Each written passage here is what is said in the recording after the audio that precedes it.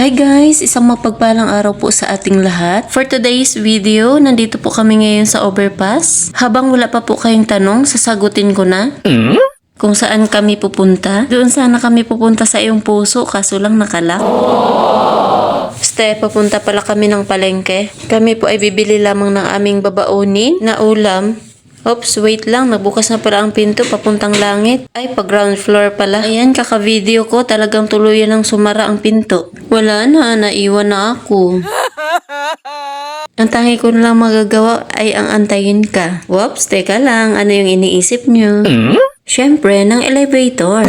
O diba, ang bilis kong nakababa. Hindi na ako nakapag-antay. Tumalo na lang ako. Baka kasi tuluyan mo na akong iwan. Isang A naman dyan.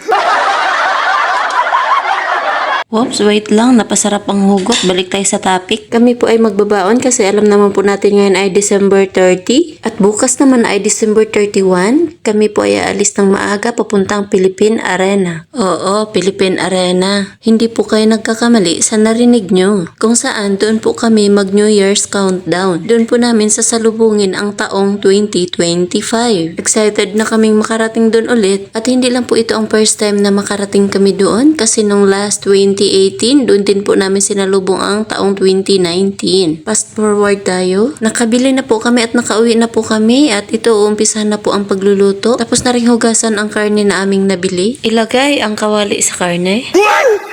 Ang karne pala sa kawali. Ang menu na ito ay adobong puti kung tawagin. Halo po yan siya guys, no? Chicken and pork. At pagkatapos mailagay lahat ang karne, takpan. Whoops, wait lang. Takip lang yata ang hindi nag-upgrade ngayon. Don't mind na lang sa takip guys. Ang mahalaga, nakakaluto. Oha, kumukulo siya kahit kinukulang sa takip. Buksan, check, tingnan kung maluluto nga ito.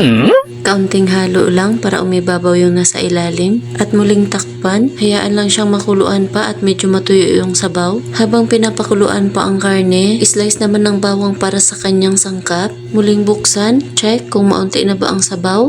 Takpan muli dahil medyo marami-rami pa yung kanyang sabaw. After 1 year, umunti na yung kanyang sabaw. Ilagay na ang paminta. Kaunting dagdag pa kasi medyo maunti lang. Muling takpan at hayaang makuluan pa kasama ang paminta. Sa puntong ito, naglalagay na rin ng bawang. After mailagay ang bawang, muling takpan. Makalipas ang ilang segundo, halu-haluin para mag-mix ang bawang, paminta at syempre ang karne. At ang kasunod naman nito ay maglagay ng kaunting mantika. Takpan uli, hayaang medyo magisa ang mga sangkap. Makalipas ang ilang minuto, muling buksan. Halu-haluin hanggang sa madurog. After haluin, lagyan ng patis. Pagkatapos malagyan ng patis, muling haluin. Huwag titigilan ng halo hanggang sa hindi siya madurog.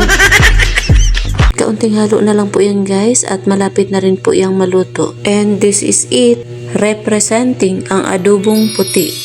Wow!